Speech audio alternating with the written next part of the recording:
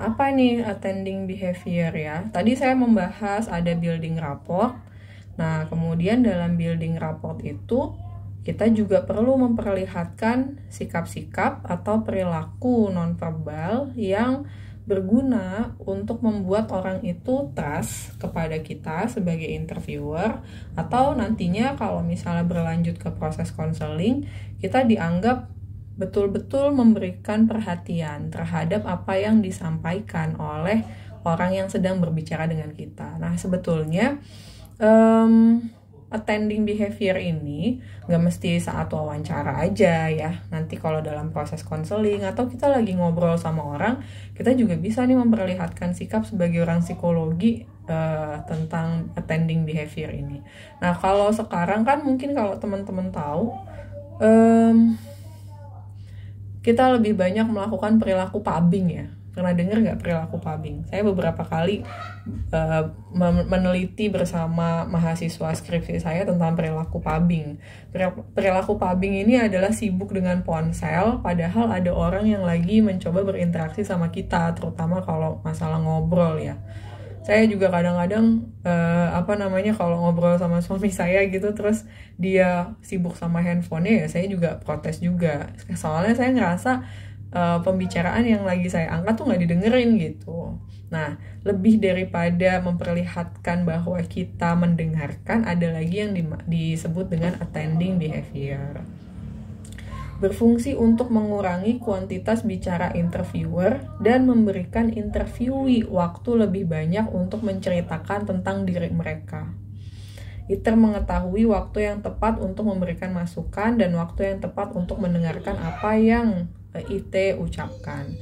Nah, biasanya attending behavior ini disimbolkan dengan cara duduk seperti ini nih. Ini ada dua mbak-mbak nih ya. Nah, kemudian yang satu itu walaupun bertopang dagu, tapi dia sepertinya fokus gitu untuk memahami, menyimak. Nah, kata menyimak itu ya, menyimak apa yang disampaikan. Bahkan kalau dalam proses konseling itu ya, saya suka bilang, kan kalau di DIPA itu ada program internship ya, kemudian ada divisi konseling gitu. Saya bilang sama mereka, konselor itu meninggalkan kehidupannya selama 1 jam sampai 1,5 jam untuk memberikan perhatian pada orang yang lagi konseling gitu ya sama kita. Jadi dalam proses memberikan kehidupan itu, di dalamnya juga ada proses memberikan perhatian. Dan pasti perilaku kita, kalau misalnya betul kita fokus, kita bisa konsentrasi, kita bisa hadir secara utuh, nanti attending behavior-nya itu akan ada perilaku atau bahasa tubuh yang memperlihatkan kita betul-betul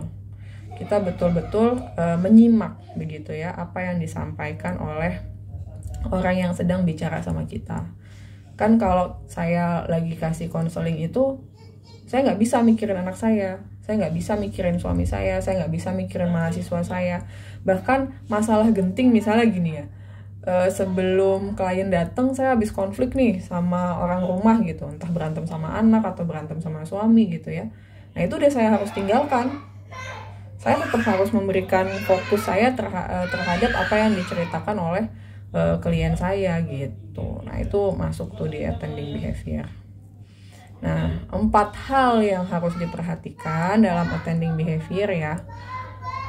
Pertama ada visual, pattern of eye contact. Nah, ini kemarin saya suka tanya, ada enggak yang punya value, punya prinsip menundukkan pandangan? Karena dalam proses interaksi itu visual atau ada eye contact, kontak mata itu juga akan mengesankan bahwa kita betul-betul menyimak, memberikan perhatian begitu ya kepada orang yang sedang bicara sama kita. Tatap klien secukupnya gitu ya, nggak usah kayak Ojan ya. Kalau Ojan kan tatap mata Ojan gitu ya, nggak usah kayak gitu. Tetap klien secukupnya aja. Kalau misalnya kalian memang kurang nyaman, biasanya saya akan mengganti dengan menatap mulutnya untuk memastikan juga dia bicara apa begitu ya, atau menatap area keningnya, itu juga nggak apa-apa. Tapi yang jelas jangan mengalihkan eye contact-nya pada terlalu banyak pada hal-hal di sekitar orang yang sedang kita ajak bicara. Nah, ini juga bisa dinilai ya, diperhatikan oleh orang yang sedang kita ajak bicara. Kalau eye contact kita nggak cukup baik, nanti dia merasa ya saya di sini didengerin atau enggak gitu.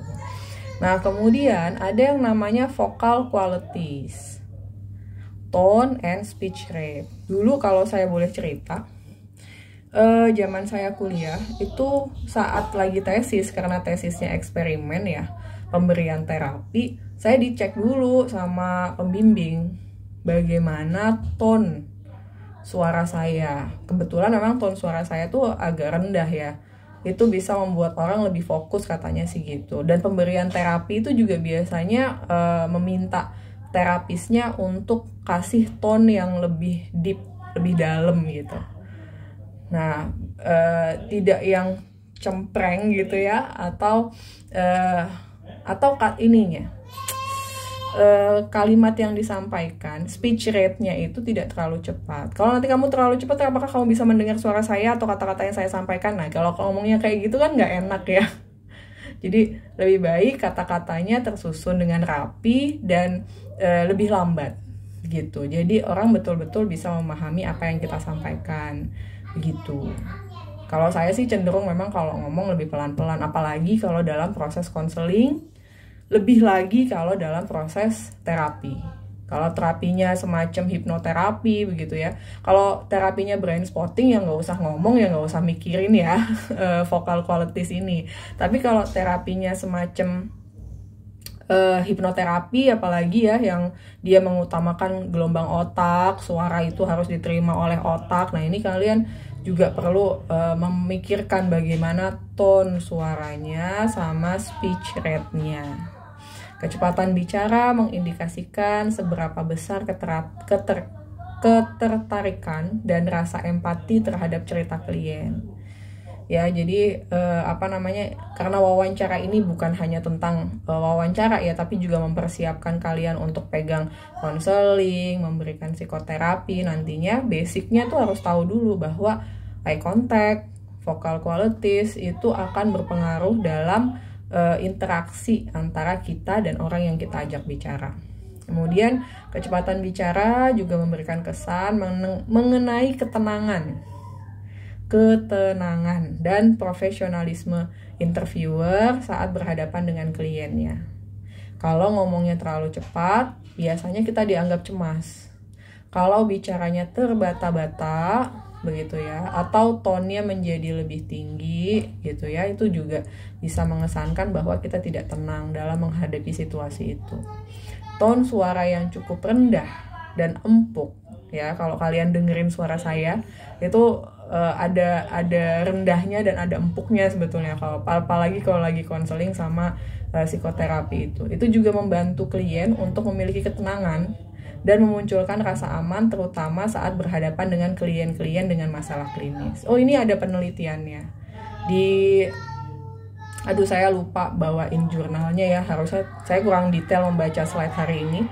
Tapi yang jelas, kalian mesti tahu, saat kita merasa tidak tenang atau agak panik, suara yang menenangkan itu akan membantu kita untuk juga menenangkan diri. Kalau saya lagi ngajarin klien saya ya dalam proses konseling, kalau kita mau menenangkan diri, kita bisa cari orang yang memang bisa memberikan suara yang deep, suara yang dalam begitu ya, suara dengan tone yang rendah, seperti misalnya ibu atau pasangan begitu ya, ditambah dengan lambatnya berbicara. Nah, cuma saya kadang-kadang ngajarin, karena nggak setiap orang punya rezeki itu, rezeki mendapatkan suara ibu, rezeki mendapatkan suara pasangan yang menenangkan, itu nggak semua orang. Nah, apa yang bisa kita lakukan? Kita ngomong ke diri sendiri sambil tepuk-tepuk gitu, ngomong mencoba untuk menenangkan diri, tapi bukan di dalam pikiran. Yang dilakukan adalah menyuarakan. Oh ya udah Nuram, tenang aja gitu ya, mencoba untuk membuat suara sendiri atau kalimat-kalimat yang disampaikan dengan suara sendiri. Nanti suara itu akan diterima sama telinga kita. Lalu saya lupa apakah hipokampus atau hipotalamus di otak yang menangkap suara yang tenang itu, sehingga akhirnya membantu syaraf-syaraf kita untuk lebih tenang. Nah, ngomong-ngomong, saya jadi ingat juga klien saya itu ada yang cukup kreatif karena dia ngerasa saat dia panik dia nggak bisa ngeluarin suara yang tenang, yang ada tuh cemas, hektik, suaranya jadi lebih tinggi, kemudian jadi lebih cepat gitu ya.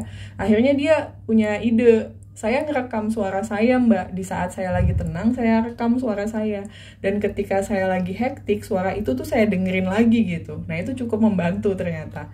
Ya itu sedikit aja gambaran bahwa kalau kita lagi merasa tidak tenang, kita bisa menggunakan suara yang lebih deep, lebih pelan gitu ya untuk menenangkan diri. Begitu juga ketika kita sedang berinteraksi, ngobrol gitu ya dengan orang di sekitar kita, atau nanti suatu saat kamu pegang konseling atau psikoterapi, atau di yang paling deket ini ya di proses wawancara untuk memperlihatkan ada attending behavior yang kamu kasih dalam proses wawancara itu.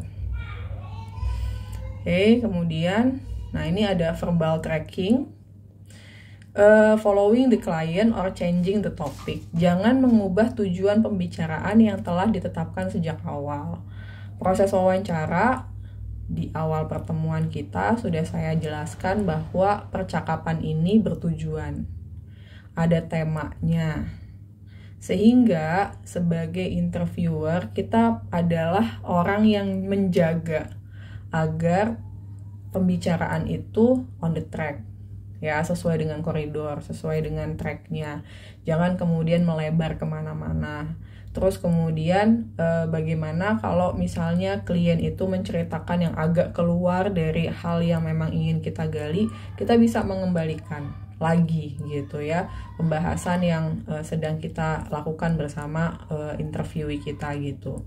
Jadi jangan mengubah tujuan pembicaraan. Sebagai interviewer kita harus peka dalam memilih pernyataan klien yang harus diberi perhatian dan yang harusnya diabaikan agar wawancara tetap fokus pada tujuan awal begitu. Nah, kemudian ada lagi body language. Ada atentif dan autentik gitu ya. Atentif itu adalah ketertarikan untuk terlibat dalam wawancara. Umumnya muncul dari sikap tubuh dan ekspresi wajah iter. Makanya nanti dalam proses praktikum dirimu tanya ke temen yang berpasangan itu, ekspresi wajahnya gimana gitu ya.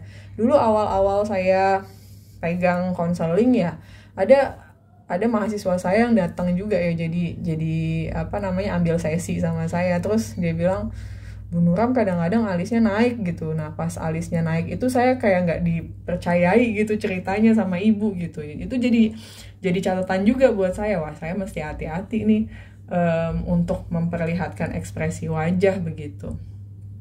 Kemudian juga sikap tubuh, apakah kita bersandar, ataukah kita maju, apakah kita boleh menyilangkan kaki, atau boleh nggak menaikkan kaki ke sofa atau tempat duduk kita. Nah itu kan juga body language ya, dan itu diobservasi tentu saja. Kemudian ada autentik, sikap apa adanya, jujur, asli yang dimunculkan selama proses wawancara, tidak berlebihan dalam merespon informasi yang diberikan oleh IT. Misalnya informasinya itu ya dalam setting klinis, saya pernah tuh dapat, sebenarnya klien ini tuh udah agak lama ya datang bolak-balik ke saya gitu, tapi terus setelah bertahun-tahun pada akhirnya dia menceritakan bahwa Mbak, saya itu sebetulnya punya pacar. Jadi dia sudah menikah tapi dia pacaran sama teman kantornya gitu. Dan saya baru tahu di sesi itu tuh lebih dari 5 kali deh, walaupun di permasalahan yang berbeda. Jadi permasalahan yang dulu adalah dia lagi adaptasi dengan ibu mertua dan saudara-saudara suaminya. Nah, yang sekarang itu dia membahas suaminya secara finansial tidak lebih tinggi dari dia. Terus dia mengungkapkan bahwa saya sebetulnya punya ya hubungan lain gitu dengan teman kantor gitu ya. Jadi, nah untuk untuk merespon, kok ternyata klienku yang sudah berkali-kali datang ini baru ku ketahui dia berselingkuh gitu ya, itu kan ekspresinya tetap harus santai gitu, tetap wajar gitu, jangan kemudian kamu berselingkuh gitu, jangan, nggak bisa kayak gitu. Walaupun hati saya kan kayak, wah gila, gue aja nggak tahu, paling suaminya nih tahu nih gitu kan, rasanya akan tetap harus menahan diri ya. Tapi ya tetap perlu belajar, latihan. Makanya saya nanti berharap teman-teman itu ketika lagi praktikum tanya ekspresinya gimana, ton suaranya gimana, sikap tubuhnya gimana, saling mengevaluasi sehingga nanti attending behavior-nya itu bisa dapet lah gitu. Oke. Nah, ini encourage the other to talk how. Tadi ini udah saya bahas ya, ada close question, sifatnya agak mengarahkan. Kita akan mendapatkan jawaban pendek, ya tidak. Terkadang akan menjadi leading question. Boleh digunakan bila IT merasa perlu meyakinkan diri mengenai apa yang ditangkap dari IT. Nah, ini open question. Tadi sudah juga saya jelaskan. Habis ini observasi sudah. Ekspresi wajah. Ini sepertinya sudah.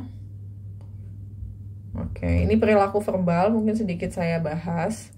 Dalam pembicaraan, kalau misalnya kita membahas suatu hal, lalu orang itu merasa topiknya sangat menarik, dia akan cenderung mengulang.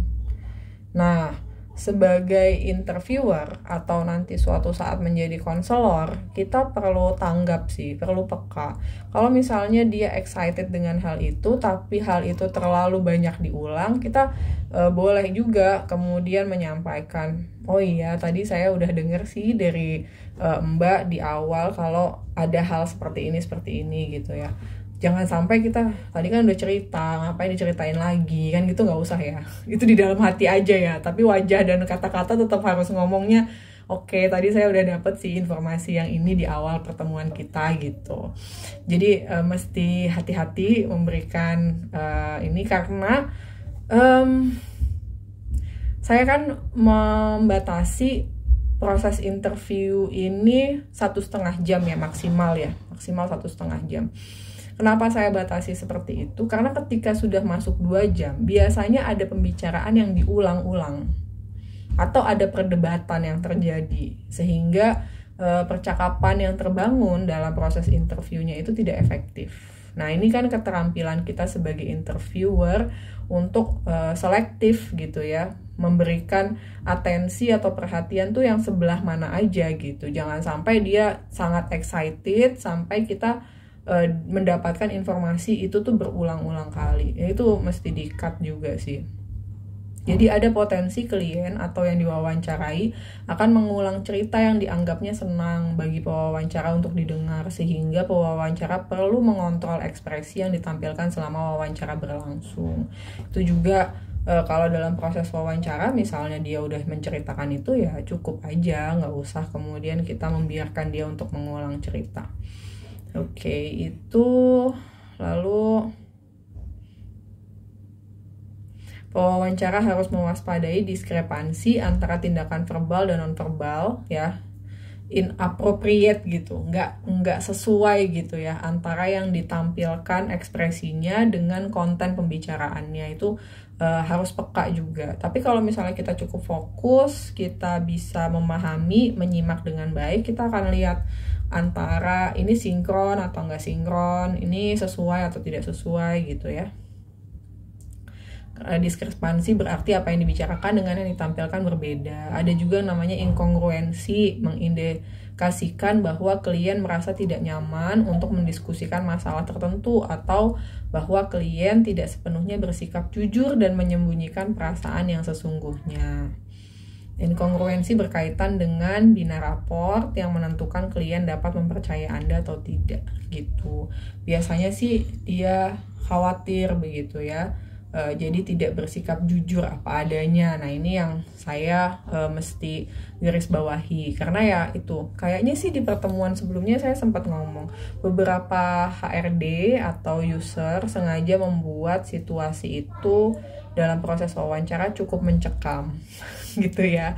Tapi sebagai asesor saya pikir tidak perlu seperti itu kalau latar belakang kita adalah psikologi ya. Kita kan punya tujuan, kita punya motif gitu ya untuk mendapatkan informasi sebanyak-banyaknya. Jadi sebaiknya sih ya kita buat situasi wawancara itu menjadi lebih nyaman saja. Gak usah kita terlalu membuat orang tuh tertekan, karena nanti lagi-lagi informasi yang didapatkan menjadi sedikit, ya sayang juga kan pekerjaan kita jadi gak optimal kayak gitu.